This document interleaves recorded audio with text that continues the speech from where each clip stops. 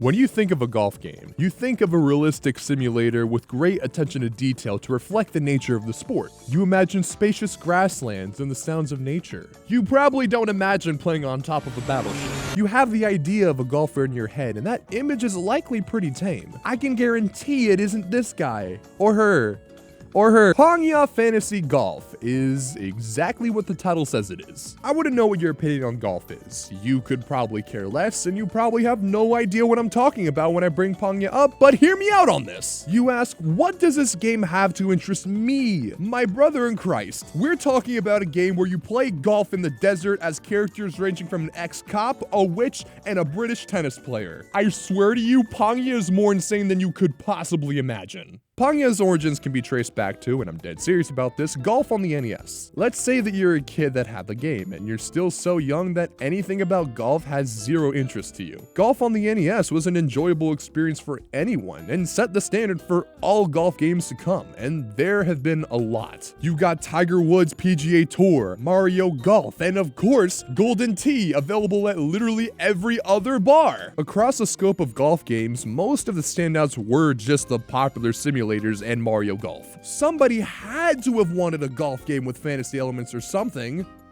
At least that's what Entrive thought. Entrivesoft is a South Korean game developer that was founded in 2003. They wanted to get a crack at the MMORPG space and pushed out 2 games within their first year of existence. The first being Trickster Online, your run-of-the-mill anime-looking MMORPG where you go around hunting for treasure. The second game was PangYa Fantasy Golf, an anime-looking golf MMORPG. In a developer interview with Jack Liu, who was responsible for helping localize PangYa in North America, he describes the endeavor as an attempt to bring together the simple fun of golf games with a fantasy world to make PangYa an experience all its own. Actually getting the game out was a hassle in itself, as Entrive went around Asia to get this game beyond South Korea, starting with signing a contract with a Taiwanese company at the beginning of 2004. Later that year, the game first released in South Korea that summer, followed by November releases in Japan and Thailand. But PangYa's world takeover was just beginning. In 2005, the Taiwan servers launched in February,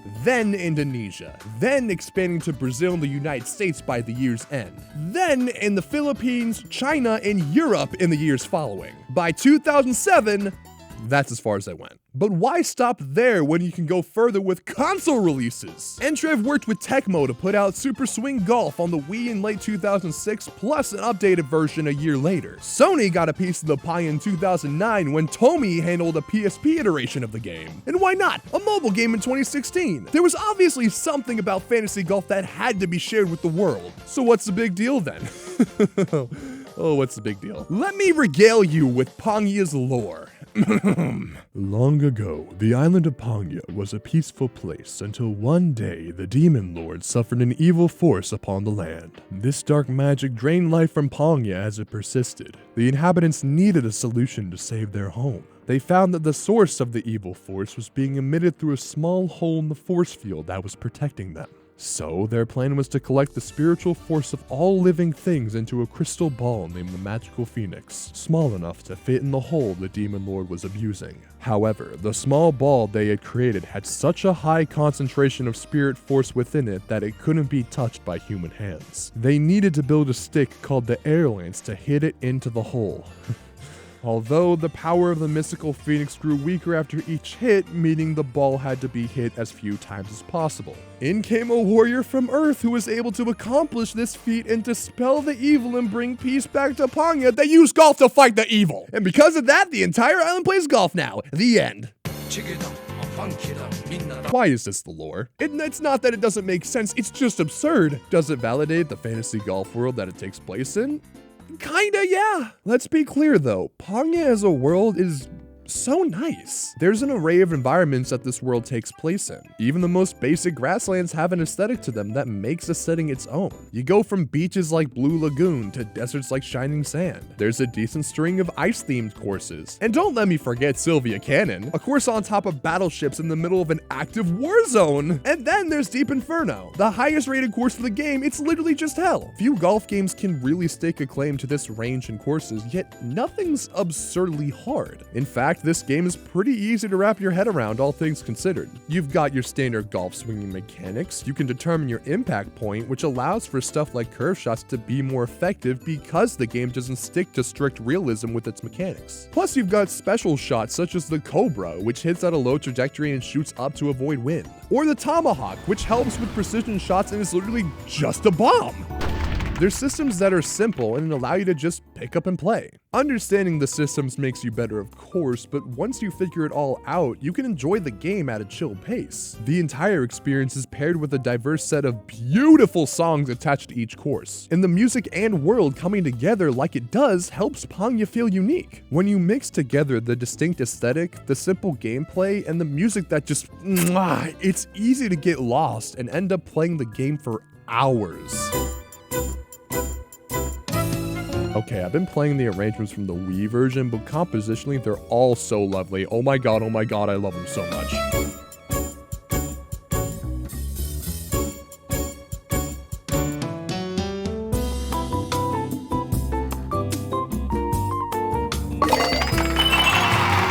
PangYa's world and mechanics already have a lot going for it, and if you thought that the initial backstory was insane for a golf game, that just brings me to the characters and the next question that has to be asked. Who are you people? Now you might be thinking that this game is just a bunch of anime girls. No. It's a bunch of anime girls and Uncle Bob. The scope of lore across this cast of characters is just...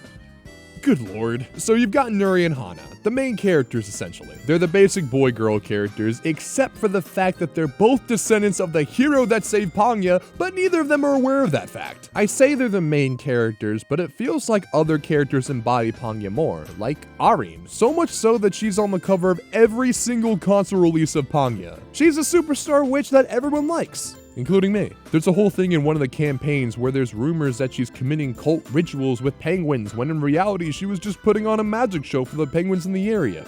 She's adorable. You've also got Cecilia, a sailor that loves heavy machinery and is the captain of a battleship where her main goal is to pursue and capture Ku, an 11-year-old pirate on her own quest to find her missing father. In the middle of this, there's Azur, aka Uncle Bob, who's an ex-cop that came to PangYa one day and is still here just because he likes playing golf. On the other hand, there's Max, the best tennis player in Britain who crash-landed his private jet into PangYa Island. And you might be wondering, why does he have a private jet? Well, you see, he only played sports for the scholarship money, but his heart really wasn't in it. He actually wants to be a pilot, and I swear to God I couldn't make this up even if I tried. Kaz, oh my god, how could I possibly forget about this? Like Nuri and Hana are descendants of the great hero of PangYa, Kaz is a descendant of the Demon Lord himself, but he forgot about all that. That's because he was actually about to become the Demon Lord, but his girlfriend Karen sacrificed her life to prevent that. So now she follows him in spirit, and Kaz just doesn't know about that or anything else. And she's also his caddy, by the way.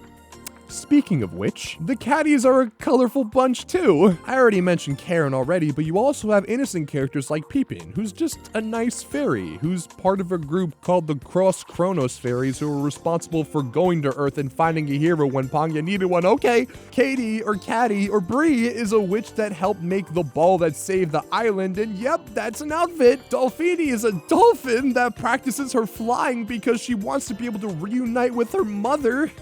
And just in case she can't get there, she has an umbrella for emergency landings. Dude, that's actually like really sad. But like Titan Boo is a polar bear and also a forest giant. Cien is also a dragon, and specifically the dragon that murdered Karen. Papal is a magic shopping bag. Now what's cool about these characters and caddies is that they all provide slight statistical advantages based on who you pick. And in PangYa, as one of the major selling points, is a wide array of outfits to customize your character with. You buy these with Pong, the game's currency, which is pretty easy to obtain just by playing the game. Anything that could be bought with real money was a nice thing to have, but it boiled down to limited time items that didn't make you better at the game. There's also a gacha, but of course there's a gacha. The developers tried with this model to avoid any pay-to-win scenario. You could get specific outfits and characters to gain a statistical edge or align with the playstyle you want, or you could just put together the outfits you like. Guess what most people did? This is cool, and I could talk about this, or I could talk about the lore among the characters, and I'm sorry, one of these is way more fun and insane than the other. We're gonna put Cecilia in the center here because a lot of guys go after her, including Azure and Max. But Max is also being sought after by Aren, who's also playing to get his attention. But Nuri is also attracted to Aren and also fanboys over Max. All the while, Cecilia is going after Ku on the grounds that she fucking hates her. Let's put Hana and Kaz up here too because they're important, I guess. As we've established, Kaz and Karen are a thing, and Cien has a place in this part of the diagram too. The caddies also have connections to the rest of the cast, but Karen and Cien isn't the only caddy drama going on. Katie, as well as Tiki and Mingti, are sisters, but Mingti doesn't really like Tiki that much, and it's a little awkward for everyone. I'm gonna stop myself here because you get the point. This is a very surface level breakdown of PangYa's dynamics. There's definitely more, but I hope this gives an idea of what absurd trip this lore is. This is a lot to digest, and to be frank, wildly superfluous to the core experience. But it does give its own identity, even if you're not in it for the lore. I say this because this game captivated me as a child. Super Swing Golf Season 2 on the Wii was one of the first gaming experience I had vivid memories of ever. My stupid kid brain had no ability to process any of it, but what really got me were the vibrant worlds and especially the music that stuck with me for years. It was a game that charmed me in ways I couldn't really understand, and to be clear, this vibe left an impact on me and what types of things I would be into going forward. Like, look, it's a mild-mannered blue-haired girl. It's not like seeing that will plant a seed and forever influence the characters I'm attracted to for the rest of my days. A while back, I reconnected with this series, and it was fulfilling to see all this series had to provide now that I was older and could really decipher what was going on. Not to say that I'm any less confused than I was back then, because I think I have more questions as an adult than as a child. But it's really hard to get answers now that PangYa, for all intents and purposes, is a dead game.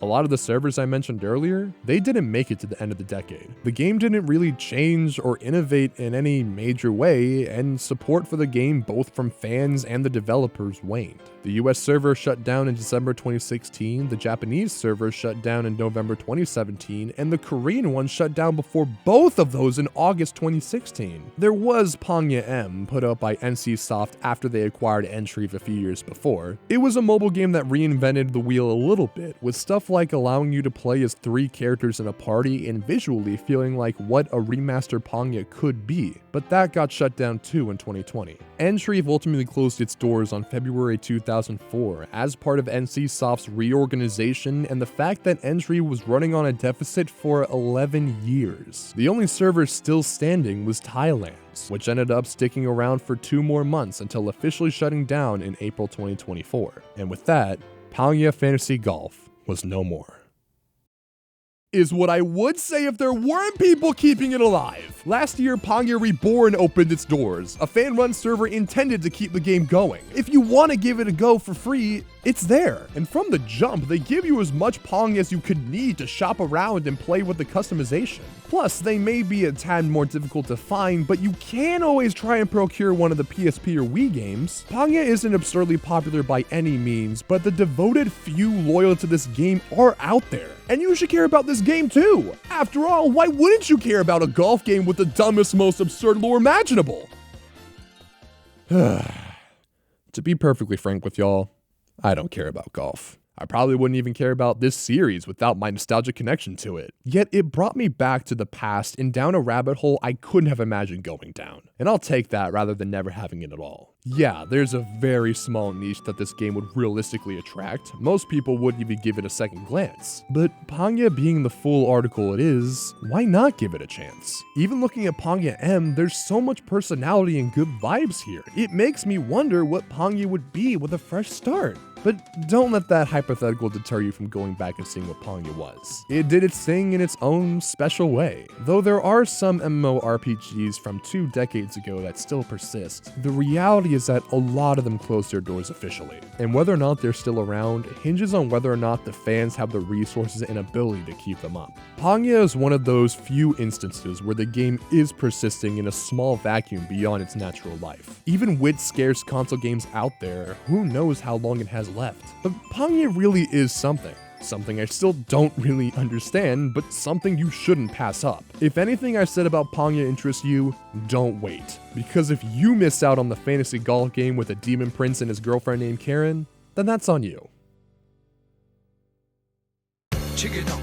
ファンキーだみんな黙って俺についてこいイエチゲだファンキーだみんな必死で俺についてこいカモチゲだファンキーだみんな黙って俺についてこいイエチゲだファンキーだみんな必死で俺についてこい